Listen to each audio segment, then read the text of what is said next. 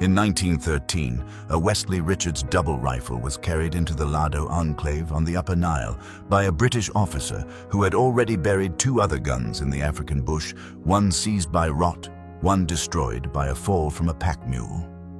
The Westley Richards was the third gun. It was the only one still working at the end of the expedition. That detail would be unremarkable except for one thing. The officer field-stripped the locks of that rifle with his bare hands in a fever camp in 4 minutes, cleaned them of red laterite dust, and reassembled them without a single tool. No screwdriver, no armorer, no workshop within 300 miles. No other double rifle made in England in 1913 could do that. No other double rifle made anywhere in the world could do that. The competing guns from Purdy, from Holland and Holland, from Boss and Company. All of them required a trained gunsmith, a set of precision tools, and a workshop bench to access their lock mechanisms. Strip one of those side locks in the field without the correct tools, and you risked destroying the most expensive sporting arm a British officer was likely to own. Westley Richards had solved that problem 16 years earlier. The solution was called the detachable lock, or as it became known to every hunter who ever carried one into Africa or India or the Canadian Northwest, the Droplock. But the real story of Westley Richards is not the engineering of one mechanism. It is the story of a Birmingham gunmaker who was never supposed to reach the top of the London trade and who outlasted nearly everyone who looked down on him for trying. Every week we tell the stories of the engineers, the factories, and the decisions that built or destroyed the world's most important firearms. Give this video a like and subscribe if you want to keep hearing them. The story begins in Birmingham in 1812.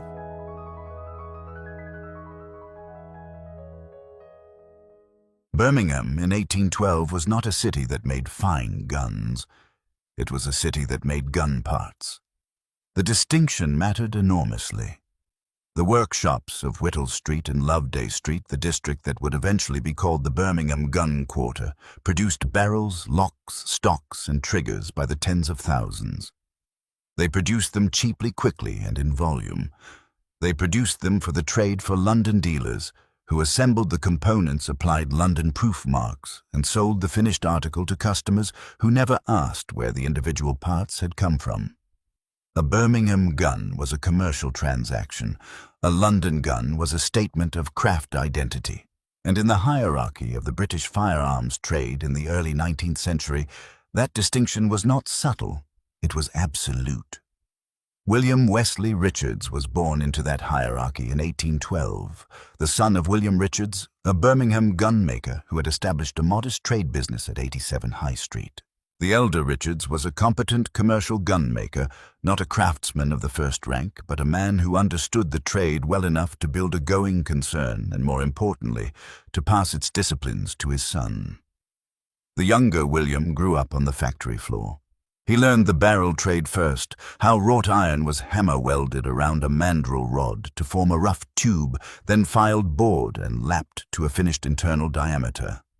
He learned to proof barrels at the Birmingham Proof House on Banbury Street, the institution established by Act of Parliament in 1813 to test and certify every barrel sold in the Birmingham trade. He learned to read metal, to understand by the feel of a file cutting into steel whether a barrel wall was thick enough at the breech to withstand the pressure of a powder charge, or whether it would fail and take a man's hand with it.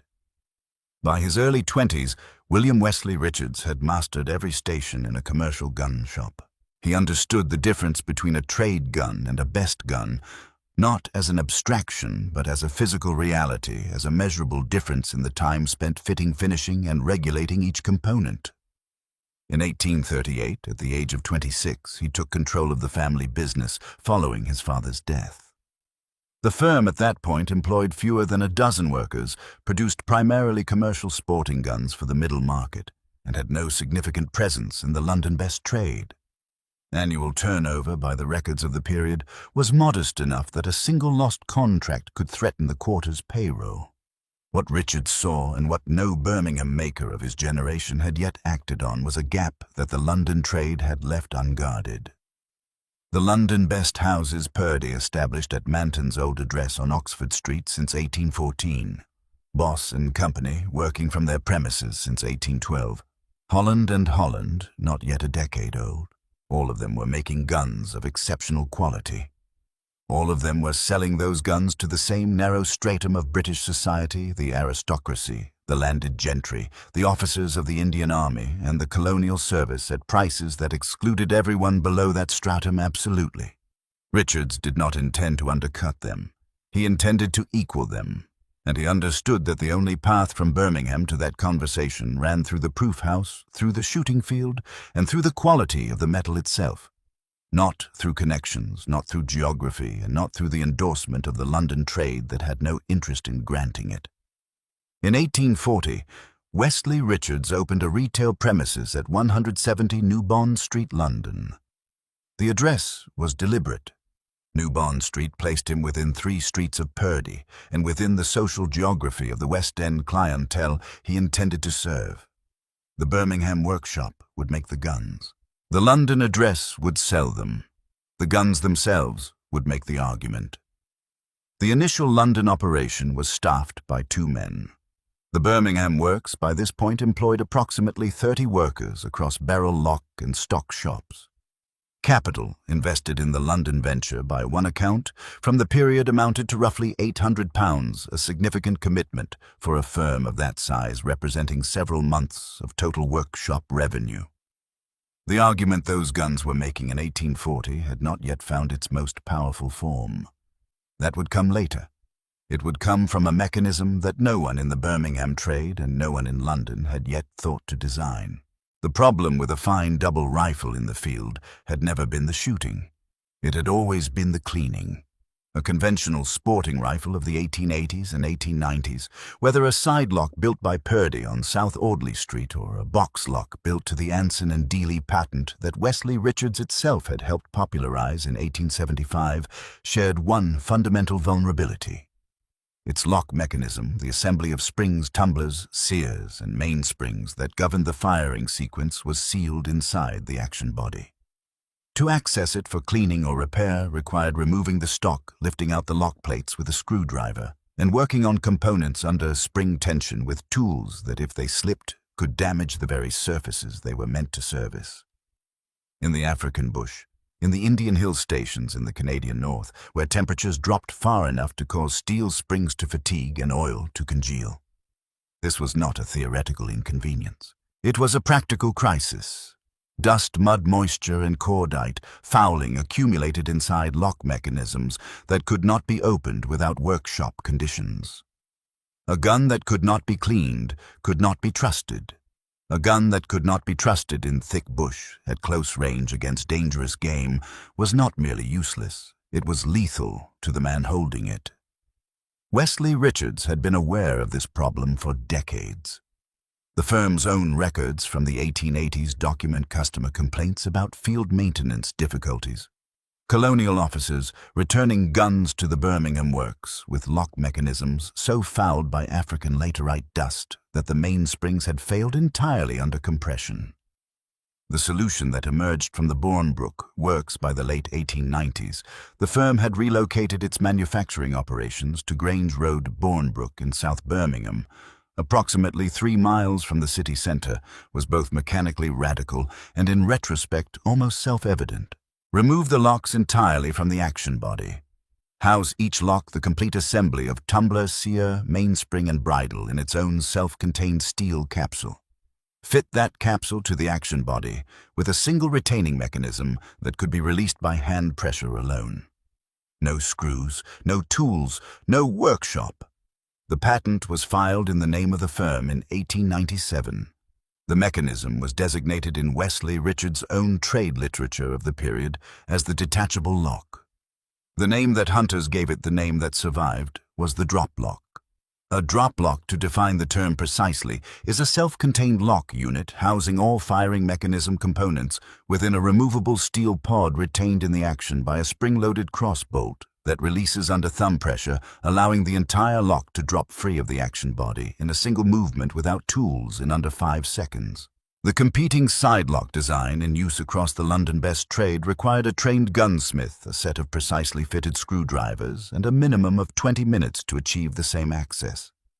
Under field conditions, a sidelock that required maintenance simply did not get it, and the consequences arrived. As consequences in the African bush always arrived at the worst possible moment.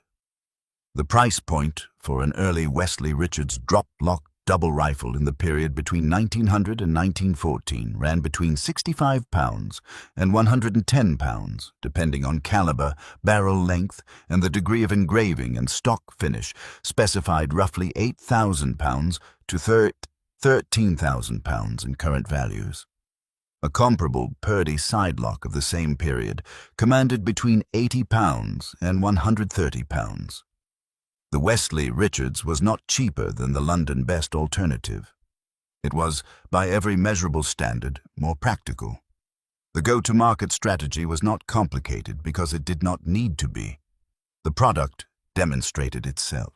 Beginning in 1900, the firm supplied droplocks directly to outfitters and colonial agents in Nairobi, Calcutta, and Cape Town, the three commercial centers through which the majority of British sporting expeditions were equipped. Guns were supplied on approval to professional hunters, the PH trade as it was known, who carried them on client safaris and reported back. A professional hunter's endorsement in the East African sporting market of 1905 carried more commercial weight than any advertisement Westley Richards could have placed in the Field or the Illustrated London News. The institutional moat was not a patent in isolation. The Droplock patent would expire as all patents do in the early 20th century. The moat was the accumulated reputation of performance under conditions that no London workshop could simulate and no competitor had yet designed around. By 1905, Westley Richards had supplied Droplock rifles to the British East Africa Protectorate Administration, to senior officers of the Indian Army's frontier commands, and to a list of private sporting clients that included, by the firm's own trade records, of the period members of at least 4 European royal families. The moat was not paperwork. It was performance accumulated across 3 continents, in conditions that made every other double rifle look like a drawing room ornament. But the mechanism itself was only half the story. What a gun chambered what cartridge it was designed to fire was the other half. And here too Westley Richards had done something that no other Birmingham gunmaker had attempted. The firm developed its own proprietary cartridges. The 318 Westley Richards, introduced in 1910, was a rimless centerfire cartridge. Rimless meaning the case head had no protruding flange, allowing it to feed reliably from a box magazine in bolt-action rifles, as well as from the chambers of a double. It drove a 250-grain bullet at approximately 2,400 feet per second, a flat trajectory, high retained energy, and a sectional density sufficient for the largest African plains game at ranges beyond 200 yards. Professional hunters who used it described the terminal performance as, by the standards of the period, exceptional. The .318 DeWeer was not the most powerful cartridge the firm offered. The .425 Westley Richards, introduced around 1909 for heavy and dangerous game, drove a 410-grain bullet at 2,350 feet per second, figures that placed it in direct competition with the .404 Jeffrey and the .416 Rigby for the dangerous game market. Neither the .318 nor the .425 could be chambered in a competitor's rifle without the competitor obtaining cases and bullets from Westley Richards' own supply chain. The ammunition was the second moat. The Droplock was the first. The decade between 1900 and 1910 was for Westley Richards the decade in which everything converged. The Droplock had proven itself in the field. The proprietary cartridges had created a supply dependency that no competitor could easily break. The London retail address at New Bond Street placed the firm in the correct postcode for the clientele it served. And the clientele itself, the British colonial officer class, the Indian princely states, the East African sporting establishment, was in the first decade of the 20th century at the precise peak of its wealth, its confidence, and its appetite for the finest sporting arms that English craft could produce. The order books from this period reflect that convergence with a specificity that no promotional language could have manufactured. In 1904, the firm supplied a matched pair of Droplock double rifles in .450/.400 Nitro Express, a cartridge designating a bullet of .450. 400-inch diameter, loaded in a case originally designed for the older black powder, .450, giving a heavier projectile than the parent case at moderate pressure to Frederick Courtenay, Selous, the most celebrated professional hunter in British East Africa and the man whose field reports on cartridge performance carried more authority in the sporting press than any gunmaker's catalogue claim. Selous had carried rifles by other makers for 30 years. He carried the Westley Richards for the last decade of his active hunting life. That endorsement, never formally contracted, never paid for, appeared repeatedly in the pages of the Field between 1905 and 1914, and it was worth more to the firm than any advertisement. In 1905, the Nizam of Hyderabad, the ruler of the wealthiest of the Indian princely states, a man whose personal armory was maintained by a staff of 12, placed an order for 6 Droplock rifles and 4 Droplock shotguns, all engraved to a commission specification that required 8 months of work from the Bournebrook engraving shop. The total value of that order by the firm's own commission records was £1,240, equivalent to approximately £160,000 in current values for a single client in a single transaction. In 1907, the British East Africa Protectorate's Game Department standardized the Droplock double rifle in .470 Nitro Express, a cartridge driving a 500-grain bullet at 2,150 feet per second, generating approximately 5,130 foot-pounds of muzzle energy, sufficient to stop a charging Cape buffalo or elephant at ranges below 30 yards as the recommended arm for its senior game wardens. The .470 Nitro Express was not a Westley Richards proprietary cartridge. It was an industry standard, but the recommendation of the Droplock action specifically over competing doubles from Holland and John Rigby and Company was a form of institutional endorsement that carried its own commercial momentum. In 1909, Theodore Roosevelt, former President of the United States, departing for his celebrated Smithsonian Roosevelt African expedition with a battery of rifles assembled over 18 months, selected a Westley Richards Droplock in .450/.400 as one of 4 primary rifles for the expedition. Roosevelt's battery was documented in exhaustive detail in the American and British sporting press before his departure from New York in March of that year.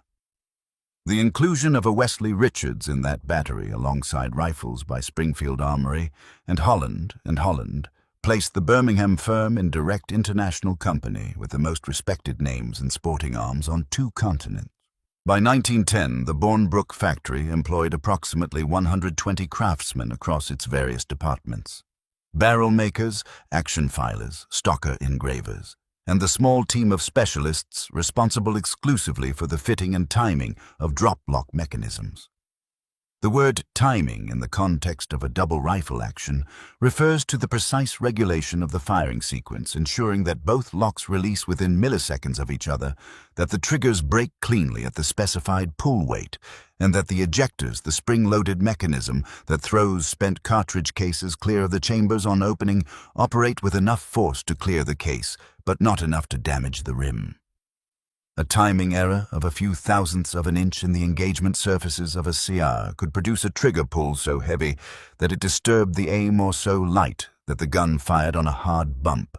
Every drop lock that left Bournebrook was timed by hand, tested on the proof range at the rear of the works, and signed off by the head of the action shop before it reached the finishing department. That process for a pair of matched double rifles required between 800 and 1,200 hours of skilled labor from initial forging to final proof. At the Bournebrook workshop rate of the period, that represented a labor cost alone of between £40 and £70 per gun before materials, engraving or stocking were calculated. The finished article reflected every one of those hours in a way that a buyer who knew guns understood immediately, and a buyer who did not know guns could still feel in the weight the balance and the snap of the action. Then the war came. In August 1914, the British government invoked the Defence of the Realm Act, placing all manufacturing capacity, including the Birmingham gun trade, under War Office direction. Westley Richards' Bournebrook factory, like every significant workshop in the gun quarter, transitioned from sporting arms production to war work within weeks of the declaration. The specific nature of WR's wartime production contracts is not fully documented in publicly available records. The firm was not a primary military rifle manufacturer in the sense that BSA or RSAF Enfield were, but the pattern across the Birmingham trade was consistent component machining assembly work and precision tool production for the war industries. The sporting order book closed. The engravers put down their gravers. The action filers moved to different work on different metal for different purposes. The craftsmen who had spent years learning to time a drop lock to thousandths of an inch were now producing components to military tolerances for military purposes at military rates with military urgency. And some of them did not come back. The casualty figures for the Birmingham trades in the First World War have never been fully compiled into a single public record. But the gun quarter lost men, skilled men, apprenticed men. Men who had spent 5 and 7 years learning the specific physical knowledge of fitting and finishing a best-quality sporting arm to the Western Front, to Gallipoli, to Mesopotamia, in numbers that the trade did not fully recover from until the mid-1920s, and arguably never fully recovered from at all. By 1918, Westley Richards had resumed limited sporting production. The order book that reopened was not the order book that had closed in 1914. Some clients had not survived. Others had returned from the war, changed in ways that altered their relationship to the sport and the expense it required. The India to which the colonial officer class returned in 1919 was not the India of 1913. The East Africa to which the professional hunters returned was beginning slowly, and then with gathering speed, to change in ways that would eventually close the hunting grounds entirely. The droplock was still the finest mechanism of its kind in the world. The market that had sustained it at its peak was beginning almost imperceptibly to contract. The Second War would make that contraction visible. But between the wars, Westley Richards produced some of the finest examples of the droplock that the Bournebrook works ever turned out, guns of a finish and a regulation that the post-war trade would struggle to equal, built by craftsmen who understood that the window they were working in might not remain open indefinitely. They were correct. The Second War arrived before the first one had been fully absorbed.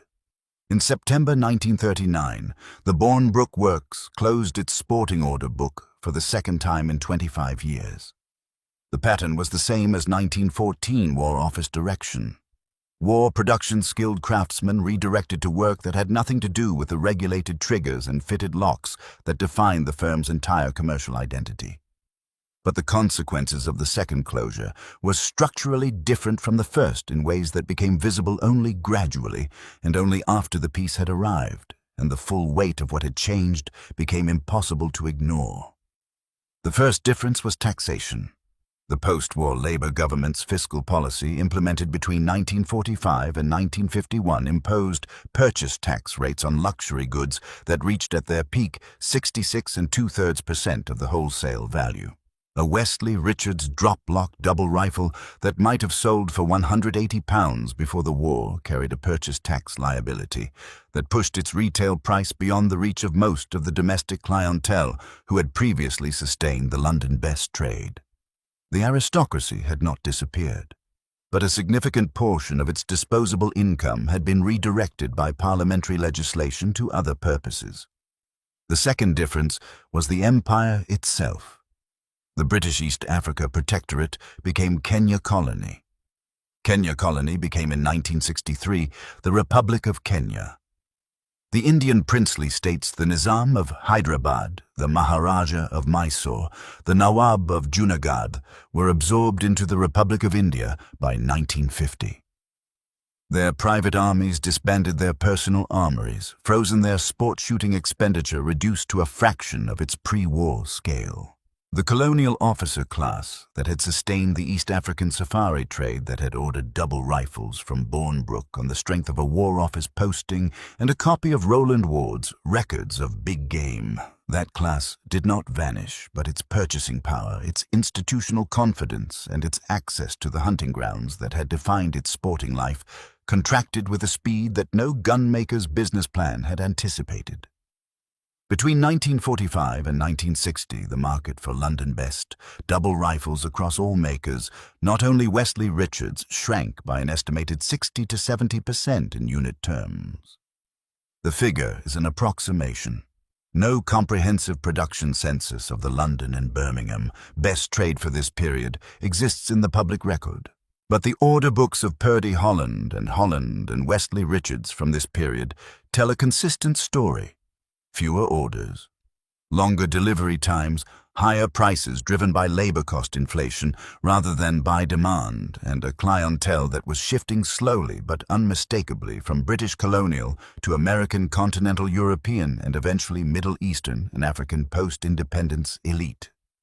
Wesley Richards responded to these pressures with the tools available to a small craft workshop operating without external capital or institutional backing. Production volumes were reduced. The workforce contracted from approximately 120 craftsmen at the pre-war peak to fewer than 60 by 1960 and fewer than 40 by 1970. Apprenticeships, which had previously run for 7 years and produced craftsmen capable of working across all departments of the action shop, became harder to fill and harder to sustain economically as the production volume that justified them declined. The foreign competition arrived from two directions simultaneously. From Italy, Beretta, the Gardone Valtrompia firm established in 1526, the oldest continuously operating firearms manufacturer in the world, began exporting over and under shotguns to the British and American markets in the 1950s at price points that the London best trade could not approach. A Beretta SO series over and under, hand-finished to a standard that most serious shooters acknowledged as genuinely fine, sold for a fraction of the cost of a comparable Boss or Purdy. For driven game shooting, the primary domestic use of a best-quality British shotgun, the Beretta performed to a standard that the traditional British side-by-side could not objectively claim was superior in functional terms. From Germany and Austria, bolt-action sporting rifles built on Mauser, 98 actions, the Oberndorf design that had armed the German Imperial Army and whose action geometry was acknowledged across the trade as mechanically near perfect for a magazine rifle, were available through British importers at prices that made a comparable Westley Richards bolt action look expensive without offering a proportionate functional advantage. For the plains game hunter who did not require a dangerous game, double a well-built Mauser-actioned rifle from Sauer or Steyr delivered what it promised at a price that did not require a colonial salary to justify. The Droplock, double rifle, the firm's defining product, its patent moat, its reputational anchor, survived these pressures better than the rest of the catalog because the Droplock occupied a category in which no foreign competitor had produced a credible alternative. A bolt action could not do what a double did at close range on dangerous game. A Beretta over and under was not designed for a charging buffalo at 12 yards. The Droplock's specific excellence, fast second-shot instant field maintenance, regulated barrels shooting to a single point of aim at the distances for which dangerous game doubles were built, remained in the dangerous game market without a functional equivalent. But the dangerous game market was itself contracting. Kenya's hunting ban arrived in stages restrictions through the 1970s total moratorium in 1977. Tanzania restricted hunting from the late 1960s. Zambia, Zimbabwe, Botswana, each market changed on its own schedule, some opening again under controlled conditions, others closing permanently. The professional hunter, who had been the firm's most credible trade reference, the man who carried a Westley Richards on a client safari, and whose opinion shaped the purchasing decisions of wealthy Americans and Europeans, was operating in a shrinking geography. The ownership of Westley Richards passed through several hands in the decades following the war. The details of the intermediate ownership transitions between the 1950s and the late 1980s are not fully documented in publicly available records. The firm changed hands more than once. without generating the kind of public transaction record that a publicly traded company would have produced. What is documented is the condition of the business at the end of that period, a workforce reduced to a handful of craftsmen, a production rate of a few guns per year, an order backlog measured in years rather than months, and a physical plant at Bournebrook that reflected decades of deferred investment. The drop-lock mechanism itself had never been improved upon. There was nothing to improve. It worked with the same mechanical logic in 1985 that it had worked with in 1900. But the organization capable of building it at the standard that had made the firm's reputation was by the mid-1980s operating at the edge of institutional survival. The last craftsman who had trained under the pre-war system retired. The order book thinned. The engraving shop reduced to 2 men. The action shop to 3. Annual production fell to single figures. The name remained on the gate at Grange Road. The question by 1990 was whether it would remain there much longer. In 1991, a Birmingham businessman named Simon Clode purchased Westley Richards and Company. The firm he acquired was not by any conventional measure a going concern. Production had fallen to fewer than 10 guns per year. The workforce numbered fewer than a dozen. The Bournebrook factory at Grange Road, which had once employed 120 craftsmen across barrel, action stock, and engraving departments, was operating on a fraction of its floor space with equipment that had not been systematically renewed since before the Second World War. The order backlog that existed was measured not in months but in years, a consequence not of demand, but of the impossibility of fulfilling orders with a workforce that small. What Clode acquired alongside the physical plant and the depleted workforce was something that could not be valued on a balance sheet with any precision. He acquired the drop-lock patent, long expired, but still the firm's defining design identity. He acquired the company's archive pattern, books, order records, proof marks, correspondence files reaching back to the 19th century. He acquired the name, the New Bond Street retail address, and the accumulated reputation of a firm that had supplied Frederick Selous, the Nizam of Hyderabad, and Theodore Roosevelt from the same workshop on the same street in the same city. And he acquired, crucially, the few remaining craftsmen who still knew how to build a drop lock to the standard the name required. The reconstruction that followed was neither rapid nor straightforward. Rebuilding a craft workshop of the London best caliber, or in this case the Birmingham best caliber that had earned its place alongside London, is not a process that responds to capital investment alone. It responds to time to apprenticeship, to the transmission of physical knowledge from one pair of hands to the next. You cannot accelerate the learning of an action filer. You cannot compress the years required to teach an engraver to cut the scroll patterns that had defined Westley Richards's decorative identity since the Victorian period. The knowledge lives in hands and eye, is not in manuals or machine programs. By the late 1990s, the Bournebrook works had stabilized. By the mid-2000s, production had recovered to a level between 20 and 30 guns per year across all models that allowed the firm to maintain a full complement of specialist craftsmen and to accept commissions with a delivery schedule that, while still measured in years, reflected genuine workshop capacity rather than institutional crisis. The drop lock returned to the center of the catalogue. New chamberings were offered: the .470 Nitro Express, the .500 Nitro Express, the .577 Nitro Express for the dangerous game market, smaller calibers, including the .30-06 Springfield and the 9.3 by 62 Mauser for plains, game, and mountain hunting. The mechanism itself was unchanged.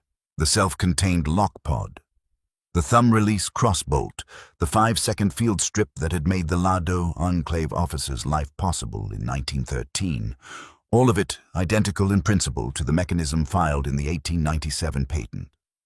The steel had changed. The tolerances had tightened with modern tooling. The fundamental geometry had not moved a thousandth of an inch. The current price for a Westley Richards Droplock double rifle commissioned new from the Bournebrook works begins at approximately £120,000 for a standard specification dangerous game rifle in .470 Nitro Express, rising to £180,000 and beyond for matched pairs, extended engraving commissions, or unusual caliber specifications. Delivery time from order to completion runs between 3 and 5 years. Every gun is built entirely at Bournebrook by craftsmen who trained at Bournebrook using hand methods that have not changed in their essential character since the Edwardian period. The collector market for original Westley Richards Droplocks, pre-war examples in particular, and especially those in the firm's proprietary calibers, reflects a level of demand that the current production rate cannot satisfy. A pre-war Droplock double rifle in .425. Westley Richards in original condition with its case and accessories has reached £65,000 to £85,000 at Rock Island Auction Company and Bonham's London in recent catalogue sales. A matched pair in .470 Nitro Express from the interwar period with documented provenance to a named Safari client has exceeded £120,000 at auction. The original commands a premium over new production. Not because new production is inferior, it is not, but because the pre-war examples carry a specific history in their metal that no amount of current craft can replicate the proof marks of the Birmingham proof house in an earlier era. The regulated barrels that shot to a point of aim on the plains of British East Africa. The lock mechanisms that a colonial officer stripped and cleaned in a fever camp somewhere north of Nairobi, before anyone had thought to call that country by another name.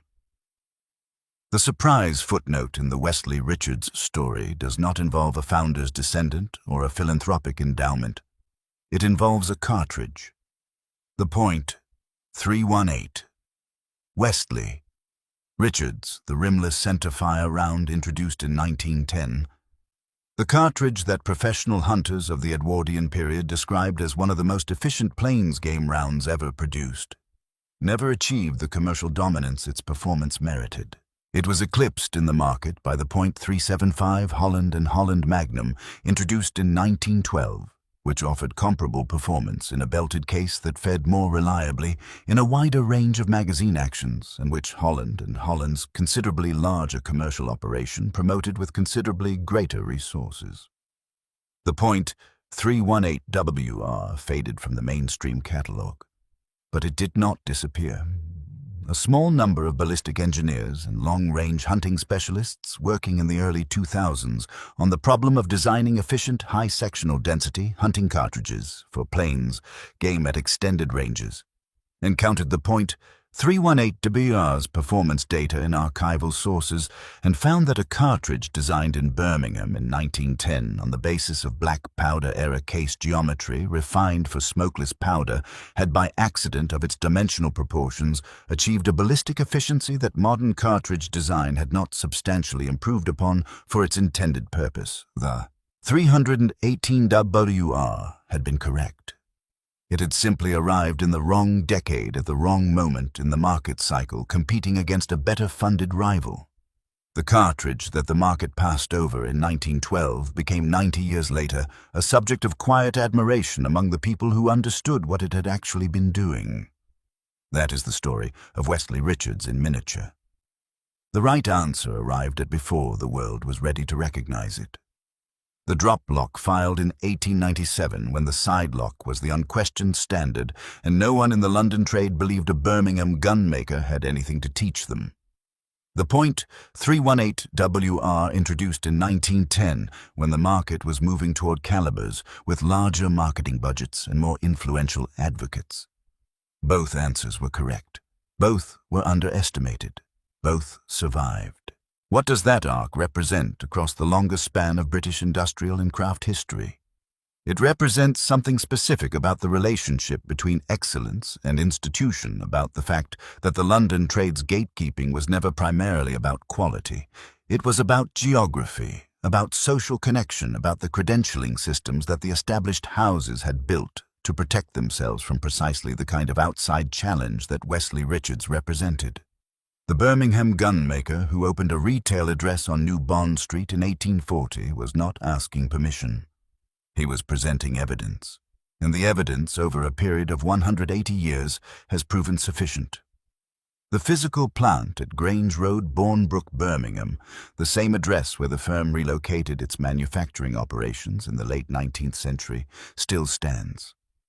The proof range at the rear of the works is still in use. The action shop, the engraving room, the stocking shop, all of them operational. All of them staffed by craftsmen who trained within those walls. All of them producing work to a standard that the firm's Victorian founders would have recognized without difficulty and approved without reservation. The Droplock mechanism, unchanged in its essential geometry since 1897, is still released by thumb pressure alone. It still drops free in under 5 seconds. It still requires no tools. And somewhere almost certainly there is a rifle built in that workshop on Grange Road carrying a proof mark from the Birmingham Proof House, and a set of regulated barrels that shoot to a single point of aim at 50 yards, still capable of doing in the hands of whoever carries it next exactly what it was designed to do in the African bush 120 years ago, when a British officer in a fever camp stripped its locks clean with his bare hands and trusted his life to the engineering of a Birmingham gunmaker that London never quite forgave for being right. Music. That is the story of Westley Richards. Next time we follow another name, another workshop, another set of decisions that built something the world was not certain it needed until it did. See you in the next one.